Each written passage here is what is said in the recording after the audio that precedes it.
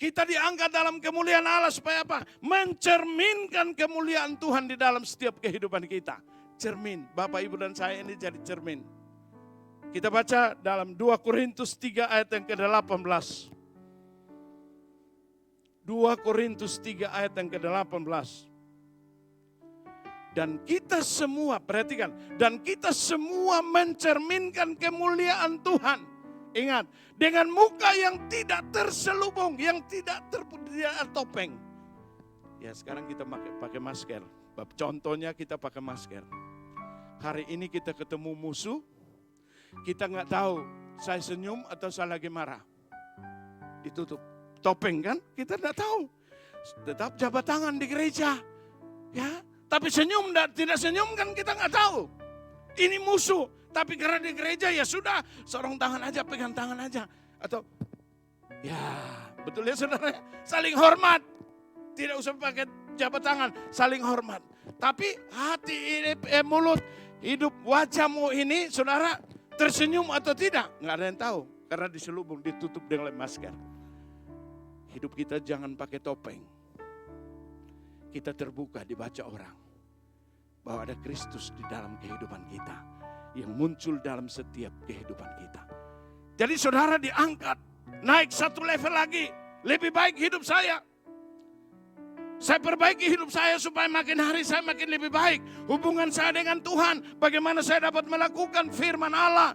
Menjalankan firman dalam hidup ini. Lebih baik, diangkat lagi, amat baik. Berarti lebih hidup sungguh-sungguh dengan Tuhan.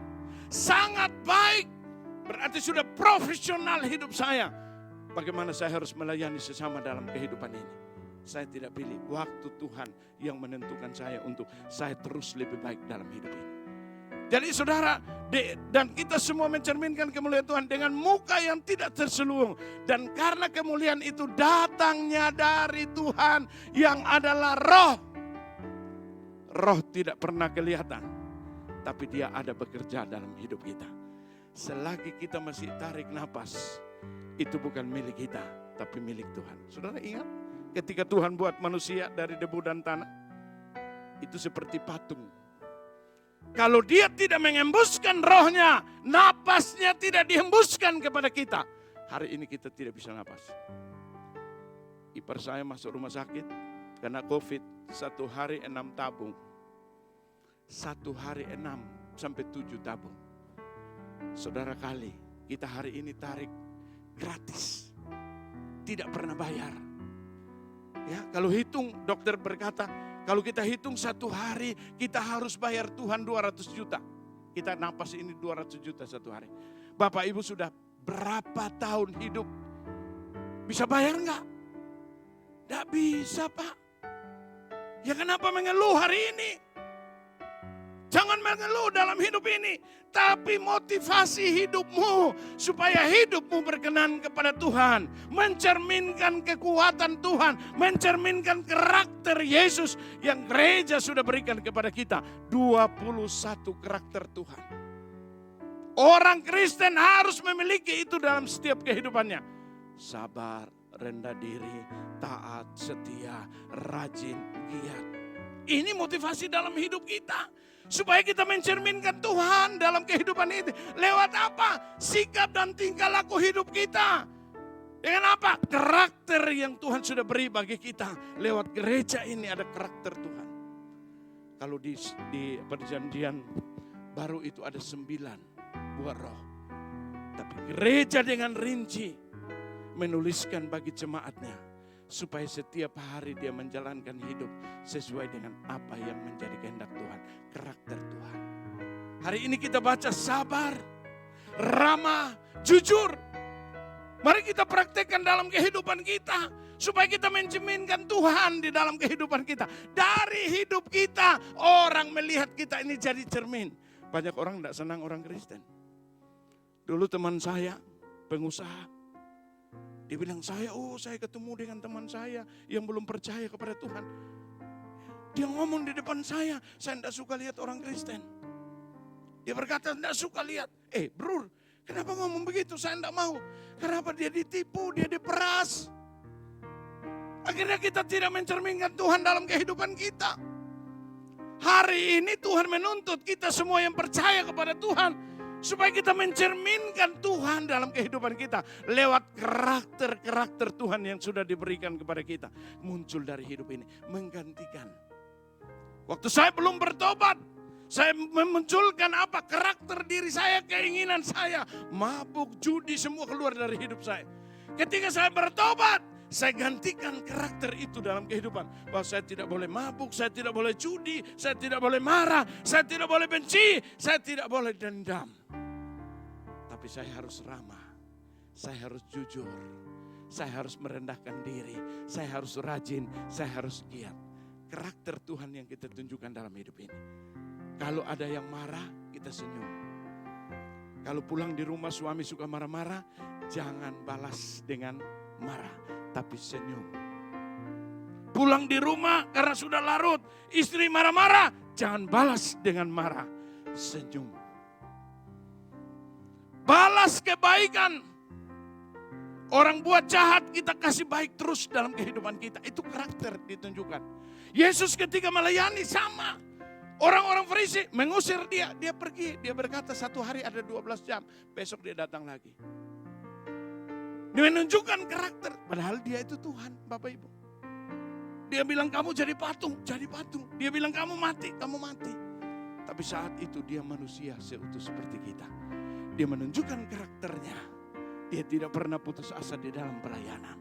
Ini yang kita harus dapat dalam kehidupan kita. Supaya kita juga belajar punya karakter Kristus. Di dalam setiap kehidupan kita. Supaya dari hidup kita, di mana kita berada, hidup kita jadi berkat bagi banyak orang. Jangan ngomong berkat itu dapat duit. Kalau Bapak Ibu dan saya percaya Tuhan, jangan takut hidupmu hari ini. Alkitab berkata, burung di udara dia pelihara. Apalagi Bapak Ibu dan saya diciptakan serupa segambar dengan Allah. Amin. Kita ini ciptaan Allah serupa segambar dengan Allah. Kita harus mencerminkan kekuatan Tuhan di dalam kehidupan kita. Supaya hidup kita bisa jadi berkat. Bukan bawa uang untuk orang. Tapi bawa senyummu. Melayani dengan kasih kepada sesama dalam hidup ini. Motivasi setiap kehidupannya dengan apa yang Anda punya dalam hidup ini. Supaya Anda punya hidup dan saya jadi berkat bagi banyak orang. Belajar saudara yang dikasih Tuhan. Saya belajar dalam hidup ini. Bagaimana supaya hari lepas hari dalam hidup saya ini menjadi cermin orang melihat saya. Dalam sikap dan tingkah laku, perkataan-perkataan. Gembala senior sering berkhotbah, jaga perkataan, jaga sikap hidupmu. Karena kamu sudah menjadi hambanya Tuhan. Hamba Tuhan itu bukan pendeta saja Bapak Ibu. Kita semua ini adalah hambanya Tuhan. Yang harus mencerminkan kemuliaan Tuhan yang sudah dinyatakan dalam setiap kehidupan. Lanjut dia berkata, dan karena kemuliaan itu datang dari Tuhan yang adalah roh, maka kita diubah menjadi serupa dengan gambarnya dalam kemuliaan.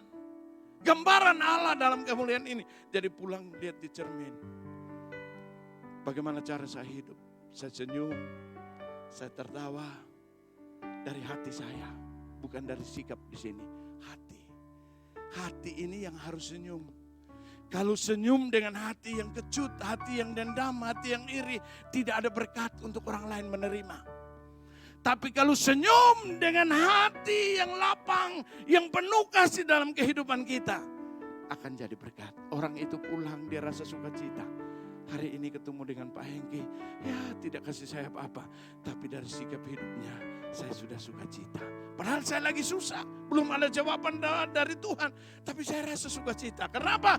Ada kuasa Tuhan. Saudara ingat, menjadi serupa dengan gambarnya dalam kemuliaan yang diangkat dalam kemuliaan. Saudara dan saya jadi serupa dengan Allah. Pulang lihat di kaca cermin saudara. Lihat muka, saya ini serupa segambar dengan Allah. Ya, padahal mereka bilang saya hitam. Padahal mereka bilang saya putih. Saya kopi susu. Ya, tapi saya ini ciptaan Tuhan. Tidak ada yang bisa buat saudara. Tangan saya berbulu. Bapak Ibu tidak ada yang bulu. Siapa yang bisa buat? Yang bisa buat itu Tuhan. Hidung saya pesek. Ya kan? Saudara bisa buat, bilang saya pesek. ada bisa buat. Mata saya besar, mata saya kecil. Siapa yang bisa buat? Gak ada, kecuali saudara ke Korea. Operasi di Korea, ratus juta habis. Yang buat Bapak Ibu dan saya itu adalah Tuhan. Makanya Mazmur Daud berkata, aku membentuk engkau di dalam kandungan ibumu, menenun engkau di dalam kandungan ibumu. Berapa bulan? 9 bulan 10 hari. Tuhan buat kita ada di dalam kandungan ibu kita. Sehingga kita keluar, mau rambut bergelombang, mau rambut lurus, mau rambut keriting, tidak ada yang bisa buat. Kecuali dia rebonding jadi tidak keriting. Kecuali dia lurus dia keriting jadi keriting. Tergantung selera kita. Tapi kita tidak bisa buat. Saudara cukur sampai habis, dia tetap keluar lurus. Saudara cukur sampai habis, dia tetap keluar keriting. Karena itu Tuhan sudah buat. Kita harus bersyukur kepada Tuhan. Supaya apa? Kita kembali kepada gambaran Allah. Supaya kita jangan pernah kecewa, kita tidak pernah sakit hati. Tapi sukacita Tuhan tetap ada dalam kehidupan kita. Yang berikut, saudara. Kita diangkat dalam kemuliaan Tuhan. Untuk mendapatkan hidup yang kekal. Kita diangkat. Perbaiki setiap kehidupan kita. Supaya goal kita tercapai. Bukan awal yang menentukan kekristenan, tapi akhir yang menentukan kekristenan. Makanya saudara diangkat satu level naik ke atas lagi. Supaya apa? Mendapatkan satu hidup yang kekal. Kehidupan yang kita hidup hari ini, kita akan menikmati sampai hidup yang kekal. Karena kita sudah diangkat satu level lagi. Diangkat di dalam kemuliaan Tuhan. Supaya kita perbaiki setiap kehidupan kita untuk mendapatkan hidup yang kekal. Percaya kepada Yesus. Goal yang terakhir yang paling penting bagi Bapak Ibu dan saya. Awal kita luar biasa, tapi di pertengahan jalan kita terantuk, tersandung. Akhirnya kita tinggalkan Tuhan. Goalnya tidak selesai. Capek datang di gereja, melayani, hidup sungguh-sungguh. Di awal kita sungguh-sungguh kepada Tuhan. Tapi kita tidak pernah sampai garis finish yang baik. Hari ini saya mau supaya dengan tema yang ada kita diangkat. Benar-benar kita levelnya diangkat lagi, naik satu level di atas. Perbaiki hidup kita. Lebih baik, amat baik, sangat baik. Saya masih benci, saya masih dendam, saya masih iri, saya masih sakit hati. Hari ini saya diangkat. Buang semua itu dalam kehidupan saya. Saya harus menikmati hidup ini. Di mata Tuhan. Ya, kita ini umur berapa sih? Ya, 1000 tahun seperti satu hari. Kita dikasih kesempatan hidup 70-80. Berarti hanya berapa jam kita hidup. Berarti ini hidup ini singkat. Kita tidak tahu. Teman-teman saudara saya di Kupang kena COVID. Dalam keadaan sehat. Kena COVID. 1 minggu Tuhan panggil pulang. 1 minggu Tuhan panggil pulang. Saudara. Banyak duit, tapi duit tidak bisa menyelamatkan hidup. Sampai anaknya berkata, kalau bisa beli nyawa saya beli. Tidak ada yang bisa beli napas. Karena itu Tuhan izinkan Bapak Ibu dan saya hari ini masih sehat, masih kuat, masih mampu. Percayalah kepada Tuhan sungguh-sungguh dalam hidup ini. Kita baca firman Allah. 2 Timotius 2 ayat yang ke-10. 2 Timotius 2 ayat yang ke-10. 2 Timotius 2 ayat yang ke-10.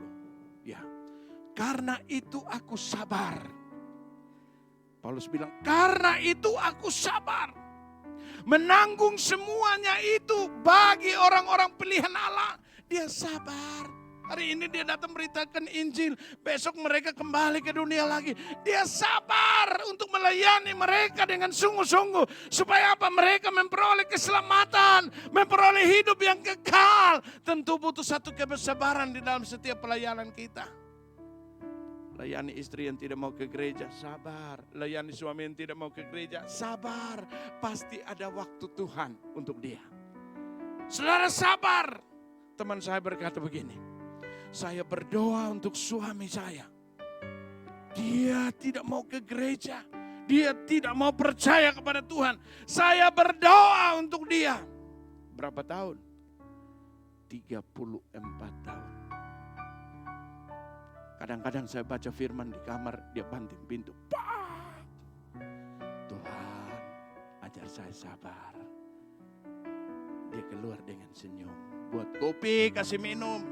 Senyum. Terus 34 tahun. Kita baru sabar 2 hari, 2 jam, 3 jam. Kita sudah gak sabar lagi. Hari ini kita belajar. Kenapa?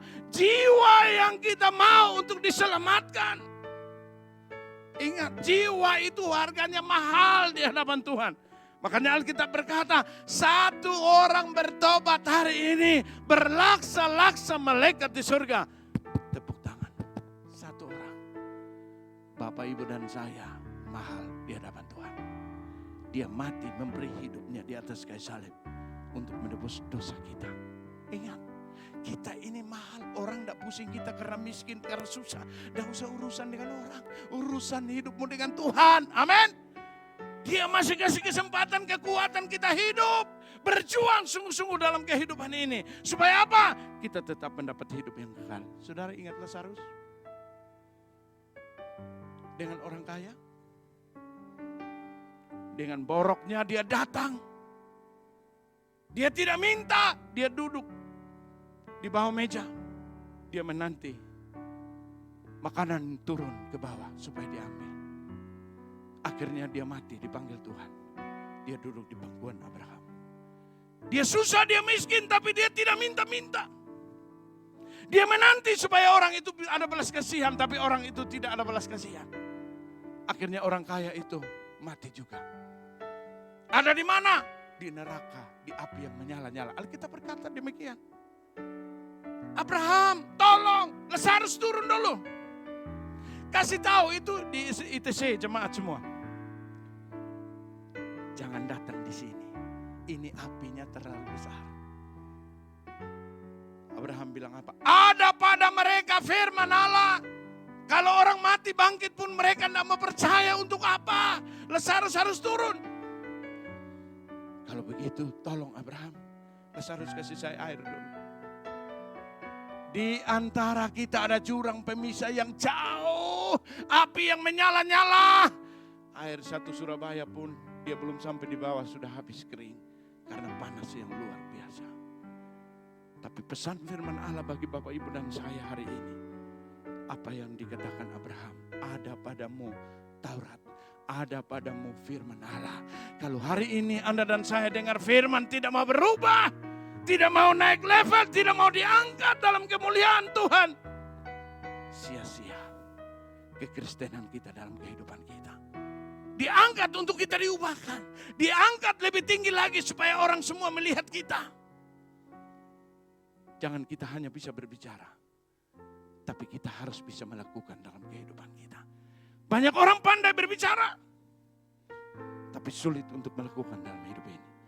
Makanya Matius itu membuktikan. Matius 7 itu membuktikan. Ya, banyak orang berseru-seru Tuhan, Tuhan. Tapi dia tidak bisa masuk surga karena dia tidak pernah melakukan firman Allah. Tuhan, aku sudah melakukan banyak mujizat. Kayaknya engkau pembuat kejahatan. Karena apa yang kamu buat untuk dirimu, untuk kesombonganmu, untuk engkau tinggi hati dalam kehidupanmu, bukan untuk kemuliaan Tuhan. Hari ini kita bisa melakukan apapun, berdoa untuk orang sembuh, mengusir setan. Itu bukan kita yang hebat, tapi Tuhan yang diizinkan dalam kehidupan kita. Kuasa itu untuk menjadi berkat bagi orang. Amin. Jadi kita belajar dalam hidup Bapak, Ibu, dan saya hari ini kita belajar. Ya, karena itu aku sabar menanggung semuanya bagi orang-orang pilihan Allah. Siapa itu pilihan Allah? Bapak, Ibu, dan saya. Kita ini dipilih Tuhan. Kenapa orang lain tidak dipilih? Kenapa yang lain-lain tidak dipilih? Kenapa Bapak, Ibu, dan saya yang dipilih? Padahal saya ini kan orang susah. Ya, kalau saudara datang di NTT semua orang susah, tapi mereka percaya kepada Yesus sungguh-sungguh. Kenapa Tuhan tidak pilih orang kaya? Kenapa pilih orang susah supaya bikin repot? Itu haknya Tuhan, bukan haknya kita.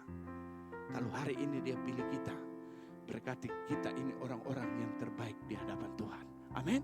Tunjukkan sikapmu yang terbaik dalam hidup ini. Karena ada Tuhan yang sudah memilih saya. Saya tidak main-main kekristenan saya. Tapi saya harus lebih sungguh-sungguh lagi dengan Tuhan. Supaya kita diangkat dalam kemuliaan Allah. Supaya mereka juga mendapat keselamatan dalam Kristus Yesus. Dengan kemuliaan yang kekal. Hidup yang kekal. Itu yang harus dimiliki bagi semua orang yang percaya kepada Tuhan. Hidup ini menderita Bapak Ibu. Penderitaan itu kita pikul masing-masing. Kuk yang kupasang bebannya ringan dan enak. Masalah yang datang dalam kehidupan kita tidak melebihi kekuatan kita. Kalau kita bisa angkat beras 5 kilo, tidak mungkin Tuhan suruh kita angkat 50 kilo. Tidak mungkin kita bisa jalan. Alkitab itu menjamin Bapak Ibu dan saya dalam kehidupan ini. Dia bilang, kuk yang kupasang itu bebannya ringan. Masalah yang datang dalam hidup ini kamu bisa atasi semua kalau kamu izinkan Tuhan bekerja dalam hidupmu. Amin. Saul lihat Goliat besar, dia takut karena Tuhannya kecil dalam hidupnya. Daud lihat Goliat kecil karena Tuhannya besar dalam kehidupannya. Itu pandangannya mesti ada dalam kehidupan kita. Setiap masalah yang datang itu kecil karena Tuhan saya besar, bisa menyelesaikan semua masalah. Walaupun aku di lembah kekelaman, aku tidak takut menghadapi apapun. Kenapa tidak takut? Karena Tuhan di dalam kehidupanku. Amin. Jadi hari ini Bapak Ibu yang dikasih Tuhan, kita semua belajar. Saya mau kasih kesaksian begini. Tanggal 30 September malam, saya tidur Bapak Ibu. Saya mimpi. Tuhan menulis sesuatu, pakai bahasa apa saya tidak tahu. Saya bilang, Tuhan saya tidak bisa baca. Ini bahasa apa saya tidak bisa baca. Saya hanya bisa bahasa Indonesia. Saya tidak bisa, ini bahasa saya tidak mengerti. Dia tulis dengan bahasa Indonesia. Beritahu semua orang harus mengenal Tuhan secara pribadi dalam hidupmu. Supaya hari ini ada bahasa yang salah, ada kata-kata yang salah, kita tidak pernah tersinggung. Karena pandangan kita kepada Tuhan. Amin. Yesus diolok-olok, dicaci maki, dipukul. Tapi dia menerima semua itu untuk menyelesaikan pertandingannya. Supaya Bapak, Ibu dan saya mendapatkan keselamatan itu. Paulus berkata begini, kalau ada penderitaan yang dialami dalam hidupnya, dia tidak menunjukkan penderitaan itu. Dia menunjukkan kasih Tuhan yang ada dalam hidupnya. Dia tidak melihat penderitaannya, tapi dia melihat kasih Tuhan dalam hidupnya. Kalau dia diselamatkan, semua orang harus diselamatkan. Dia tidak melihat masalah, tapi dia harus menolong banyak orang dalam hidup ini. Di masa pandemi ini waktunya ada momentum yang bagus bagi kita semua untuk melayani Tuhan. Saudara tahu kemarin bencana, ya, angin apa namanya? Seroja. Kalau orang NTT bilang serangan roh jahat, seroja. Ya, ambruk semua rumah-rumah, pohon-pohon semua, gereja-gereja ambruk semua Bapak Ibu. Ada yang ketindas pohon sampai meninggal, ada yang ke bawah banjir saudara. Jadi mungkin saudara semua ada kumpul uang untuk gereja, donasi untuk bantu semua orang yang ada di NTT, sampai di Sumba Timur, sampai di Melaka, pokoknya daratan NTT seluruh mendapatkan bantuan dari gereja BES. Kesempatan kita susah, tapi kita harus bergerak untuk menolong. Bukan kita kaya baru kita menolong orang. Dalam keadaan susah pun, orang lain lebih susah. Itu yang kita harus tergerak untuk menolong. Saya keliling semua untuk menolong banyak orang yang ada di NTT. Semua mendapat berkat yang sama dalam kehidupan mereka, terutama pendeta-pendeta. Kenapa pendeta-pendeta? Karena mereka punya jemaat. Kalau mereka sendiri lesu, tidak semangat. Karena pikir mereka punya hidup, harus makan bagaimana, kita bantu mereka duluan. Supaya semangat itu ada dalam hidup mereka. Mereka jangan lihat diri mereka, tapi mereka melayani semua jemaat mereka dengan baik.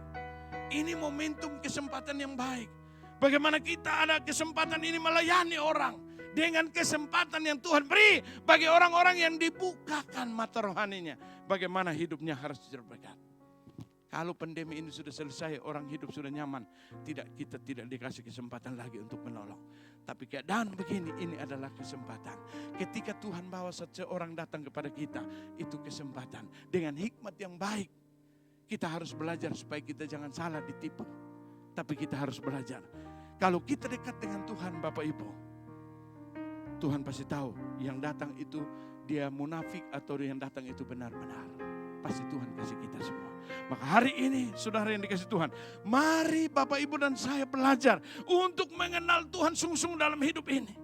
Ketika kita mengenal Tuhan, tidak ada kekecewaan, tidak ada sakit hati, tidak ada iri, tidak ada kebencian lagi dalam kehidupan kita. Tapi ada apa? Ada kasih Tuhan yang besar di dalam setiap kehidupan kita.